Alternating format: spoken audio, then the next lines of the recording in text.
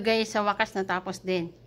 Almost 1 hour ang pagbubukas ko, guys. Ito siya, guys. Oh, pinahirapan talaga ako nito, guys. Ng keyboard. Ayan, guys. Ayan, guys.